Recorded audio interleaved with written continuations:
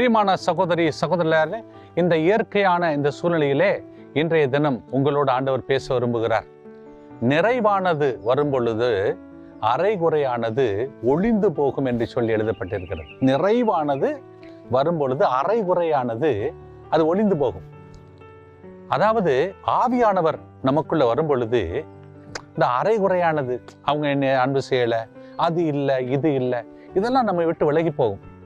அதனாலதான் 104வது திருப்பாடல் 30வது வசனத்துல ஆவியானவர் வரும் பொழுது எல்லாவற்றையும் புது படைப்பாய் மாற்றுவார். இந்த இயற்கையை பாருங்களே, எவ்வளவு அருமையான படைப்பாய் இருக்கிறது. ஆவியானவர் வரும் பொழுது அரைகுறையானது ஒன்றும் இருக்காது.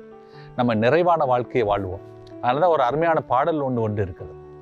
நிறைவான ஆவியானவரே, நீர் வரும்போது குறைவுகள் மாறுமே, நீர் வந்தால் சூழ்நிலை மாறுமே, முடியாதது சாத்தியமாகுமே, நிறைவே நீர் வாருமே, நிறைவே நீர் போதுமே, நிறைவே நீர் வேண்டுமே, ஆவியானவரே, நிறைவான ஆவியானவரே, நீர் வரும்போது குறைவுகள் மாறுமே, நீர் வந்தால் சூழ்நிலை மாறுமே. எப்படி இருக்குல்ல?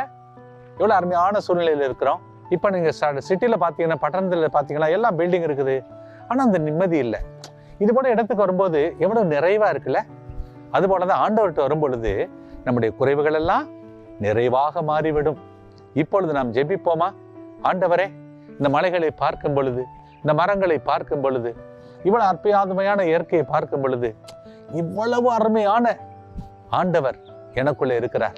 அவர் என்னுடைய குறைவுகளை எல்லாம் நிச்சயமாக நிறைவாக மாற்றுவார். பிலிப்பியர் 4ஆம் அதிகாரம் 19 பிரகாரம் ஆண்டவர் உங்கள் குறைவுகளை எல்லாம் நிறைவாக்குவார்.